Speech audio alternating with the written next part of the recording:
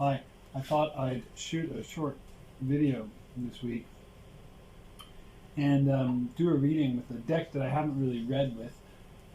This is the Ancient Italian deck. I rather like it.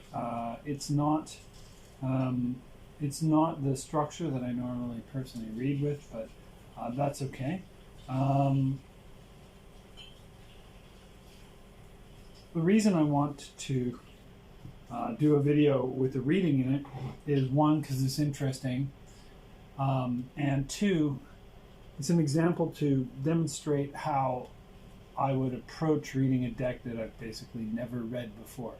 So, considering that my approach to tarot is not so much about learning the meanings of the cards and making a story out of what they mean, so much as learning the story, in other words, living the story of the tarot through meditation and through experience and through multiple different decks, so that one becomes saturated with the story and then one can share the story.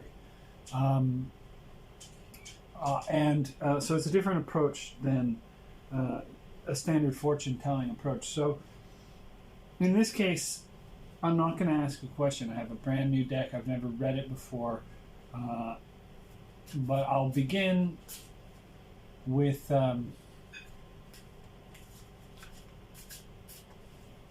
by just shuffling to elicit a jumper.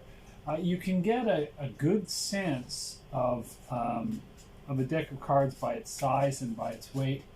And once you get more in tune with any given deck, you should be able to get to the point where you can actually cause a card to just jump out of the deck.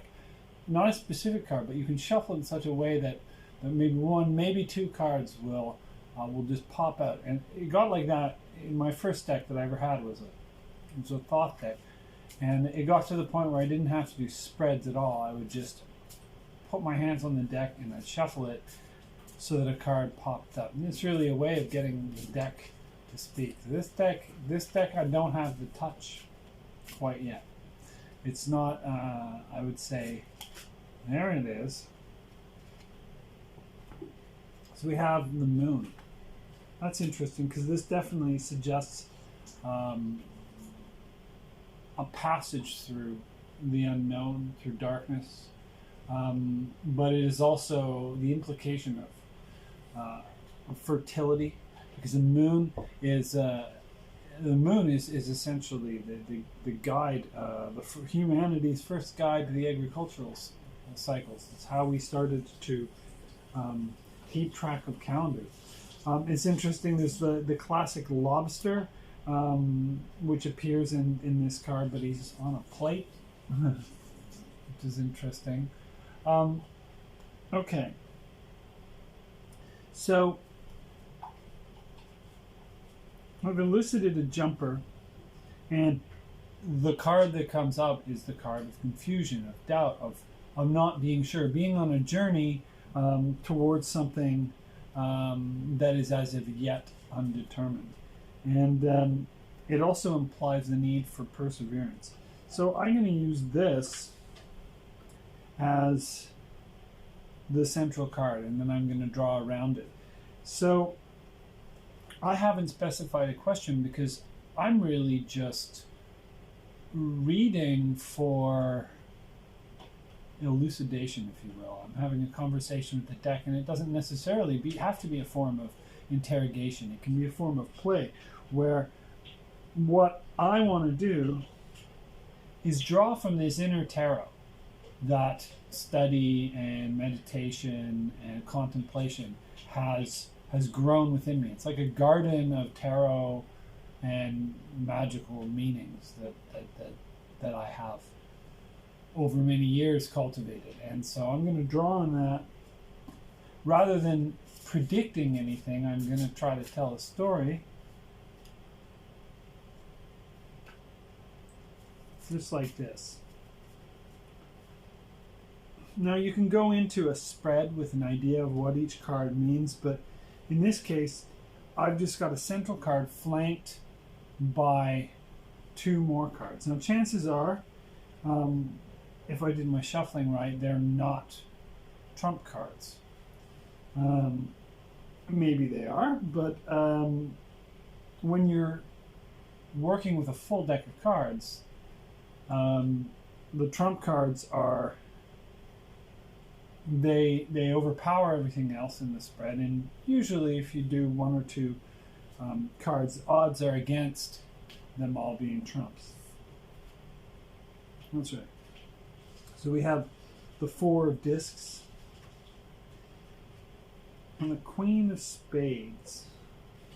So this is an interesting story. So let's say that we don't know the meanings of these cards at all.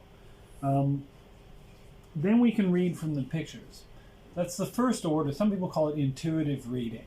Okay, I call it reading from the pictures. I basically see three layers of a reading, right? You read from the pictures, you read from the numbers, you read from the metaphysics, if you have a metaphysical system, if you will. So the picture is a number in the system. So just from the pictures, we have this image of, a nighttime image. So dawn has yet to come. It's yet to be resolved. And the dogs, as you will, are howling. So it's kind of a haunted sort of a scene of confusion and irresolution. And you have here the Queen of Spades. So this is a person. The Queen of Spades, the Queen of Swords. This is a person. So what can I determine from her? Very interesting. She's got she's leaning in. She's got a sword that she's clearly willing to use. But in this particular card, I'll say the picture looks like she's listening very carefully. And her body is faced towards the left.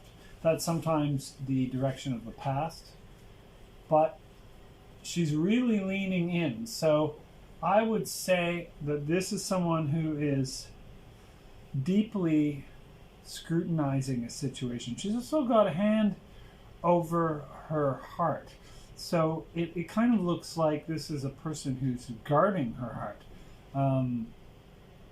So this is just from the picture.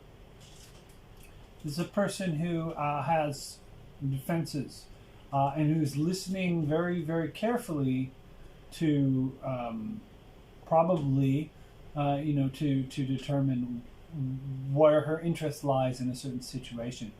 And of course, this is a situation, the dominant card here it's great actually that we have this example, because we've got a minor card, we've got a court card, and we've got a trump card. So all three of these are represented. And the trump card is the moon, is 18. And you can see that this if you want to look at it this way,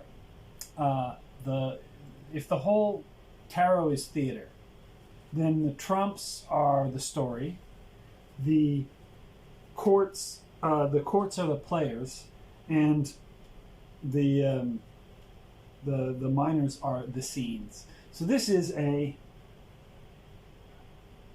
story. It's a very simple story because there's just three cards. It's a very simple story about perseverance through doubt. And it's a picture of a person, a woman probably, who is scrutinizing what she hears very, very, very, very carefully. And the Four of Discs is a card that signifies money or wealth. This looks like a picture of a person who's uncertain about the status of their wealth. Maybe they're worried about money, and maybe they're trying to get money. I see it more as a person who's feeling passing through a kind of time of doubt in terms of their finances. Or their material position. And so they're going a little bit onto, I won't say the aggressive defensive. They're going into a kind of I want to say a hyper-vigilant mode. This looks like a picture of somebody going into a hyper-vigilant mode because they are experiencing financial instability. So this is a story that one could tell about these cards. One thing that I find very interesting is when I read for someone and we bring the cards up and I start to tell stories, provided I have already dissuaded them of the idea that I am telling them the future in some way that they are passive. If I feed them the stories, they can fit them to what they're experiencing and what they know, and they can make the adjustments. And this is actually really kind of extraordinary. Without my knowing what's going on in their lives, I can bring them stories that help them. And by knowing the cards, so my style of reading is know the lessons of the cards, know the personalities of the cards. Doesn't matter, you don't have to know what they mean. You have to know what they are, what you do under the, shall we say, influence of a given card, how you feel about it. So it's emotional intelligence. I mean, that's really, the tarot is a tool for emotional intelligence. And when you approach it that way, I believe you tell stories that are always empowering, because there's always somewhere you can go from this. For example, with the moon, moon is a very interesting card. Its polar opposite card is the Empress, so there is fertility behind it. So you can shift the emphasis to this being actually quite a fertile time, and this person can, even though they're undergoing doubt, through perseverance, they can discern things that will eventually help them when the sun rises, as it were. But the key is stay on track. So if there is a plan that's been set up beforehand, follow through on it. Don't wander off course in the middle of it. That's the thing about the moon is we get this impulse to suddenly abandon our current plans and change course. It's like we're crossing the ocean and then we're heading due east or whatever, and then the moon comes up and we start to think, oh well, let's just change course on a whim, and that's usually where you get into trouble with the moon, is these sort of whimsical changes of plan. The moon is an excellent card to stick with the plan when faced with. So this is a picture of a person who's who should be careful to basically stay with the plan even as they notice all the variations and make the adjustments in the safe interval. So for example, if it's a ship crossing the sea, gets to port, make all adjustments there. Maybe you'll never take that route again. Maybe you'll do things differently. But make the decision at the pause point, not mid-journey. And the moon is very much mid-journey. So that's somewhere where you can go with it. I'm going to always draw more cards. I don't think I want to at this point because this is a pretty nice spread in and of itself. But you can see that just reading from the pictures is enough to give a good story. Now, if you get into the numbers, of course, I can start talking about 4. 4 is stability. 4 does not divide into 18. That's an interesting fact. 18 is not divisible by 4. So you could say that there's a sort of dissatisfaction. This situation is a little bit too much for the 4. So there's a numerological approach. Now, what you could do is if you wanted to use the Kabbalistic system, you would know that the moon is associated with Chof, which has the value of 100. In which case, you could expand on, and it means the back of the head, so the unconscious. So you could actually expand on this, and you can give yourself the number 100. Now, this would you say this in a reading to someone? Well, probably not, unless you're working with an esotericist. But it's enough to sort of stimulate thoughts about, oh, maybe there's solutions. So on the surface, this is a case of instability, but in an expanded sense, this period has a certain elasticity, so when it is viewed, we'll say, I'll say from the point of view of the number 100, which I've derived from the metaphysical system. Notice that I've used the pictures, I've used the numbers, and now I'm using the system. So that 100 is divisible by 4. It's 25 goes into 100 4 times.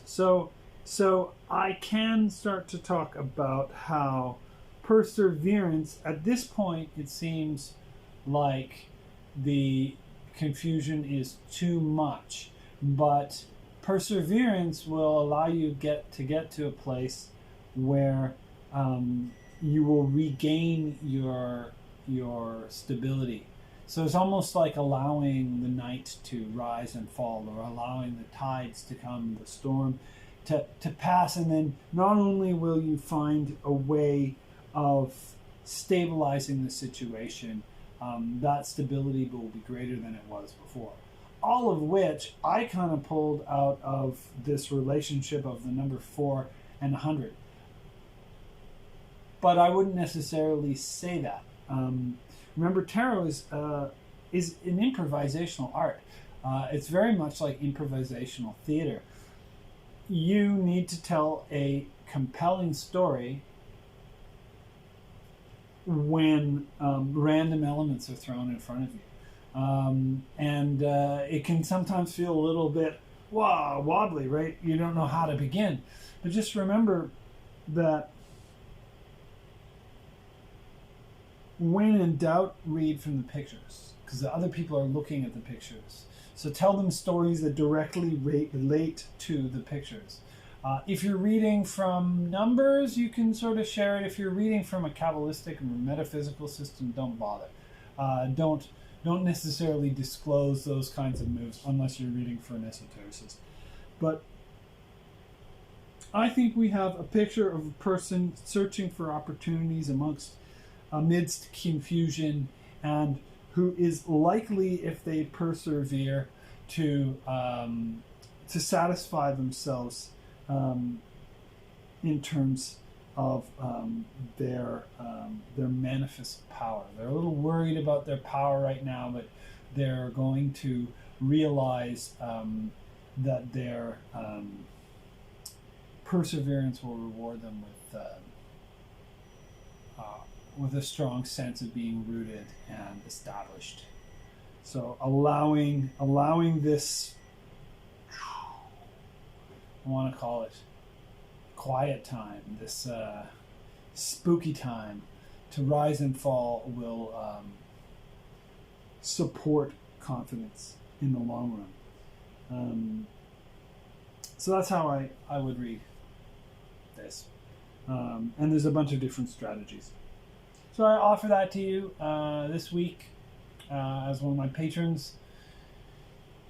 This is a lovely deck. It's a